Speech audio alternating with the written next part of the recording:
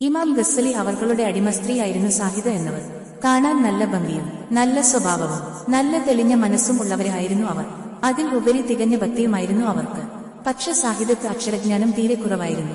അതിൽ അവർ ഒരുപാട് ദുഃഖിതയായിരുന്നു. പക്ഷെ ഇമാം അവറുകൾ ലോക പണ്ഡിത ഗുരുവും വിശ്രുത ശ്രദ്ധാകാരനുമായിരുന്നു. ഒരിക്കൽ മഹദി അവർകളോട് അവരുടെ സങ്കടമുണർത്താൻ തീരുമാനിച്ചു. അവർകളെ, അങ്ങ് എനിക്ക് ഖുറാനും ഹദീസും പഠിപ്പിച്ചു തരുമോ? മഹദി ചോദിച്ചു. എനിക്ക് അക്ഷരജ്ഞാനം തീരെയില്ല, അങ്ങ് എനിക്ക് അറിവുകൾ പഠിപ്പിച്ചു തരുമോ? ഇത് കേട്ട ഇമാം പറഞ്ഞു, സാഹിദ, നീ കുറച്ചുകൂടി ക്ഷമിക്കണം കേട്ടോ. സാഹിദക്ക് സന്തോഷമായി.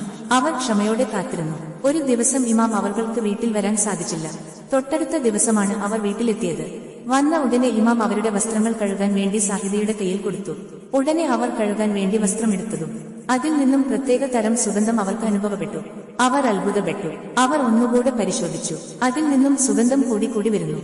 മഹദി വസ്ത്രം വെള്ളത്തിൽ ഇട്ട് പിഴിഞ്ഞെടുത്തു. ആ വെള്ളത്തിൽ നിന്നും അല്പം കുടിച്ചു നോക്കി. ഹോ, എന്തൊരു മധുരം! പ്രത്യേക നിർവൃതി മഹദിക്ക് അനുഭവപ്പെട്ടു. അതോടെ മഹദിക്ക് അക്ഷരജ്ഞാനവും ലഭിച്ചു. മഹദി സന്തോഷവതിയായി. എന്നാലും അവർ മഹാനോട് ചോദിച്ചു, അവർകളെ, ആ സുഗന്ധം ഏതാണ്? മഹാൻ സാഹിദയോട്, ഞാൻ ഇന്നലെ കുറച്ച് ആത്മജ്ഞാനികളുടെ സമ്മേളനത്തിൽ പങ്കെടുത്തിരുന്നു. അവിടുന്ന് എനിക്ക് കുടിക്കാൻ കുറച്ച് പാനീയവും കിട്ടി. അത് ഞാൻ കുടിച്ചു കൊണ്ടിരിക്കുമ്പോൾ അറിയാതെ എന്റെ വസ്ത്രത്തിൽ വീണിരുന്നു. ഏതായാലും നിന്റെ ചിരകാല സ്വപ്നം പൂവണിഞ്ഞില്ലേ? മഹാൻ ചോദിച്ചു. അത് പക്ഷേ, എന്തുകൊണ്ട് വസ്ത്രം കഴുകാൻ തന്നപ്പോൾ എന്നോട് അത് പറഞ്ഞില്ല? മഹാൻ പറഞ്ഞു, തന്റെ അനുഗ്രഹം ഒരാൾക്ക് പടച്ചവൻ കൊടുക്കാൻ ഉദ്ദേശിച്ചാൽ അത് നൽകുക തന്നെ ചെയ്യും. നിനക്ക് അത് ലഭിക്കും എന്ന് എനിക്ക് ഉറപ്പുണ്ടായിരുന്നു. അതുകൊണ്ടാണ് അതിനെക്കുറിച്ച് ഞാൻ പറയാതെ ഇരുന്നത്.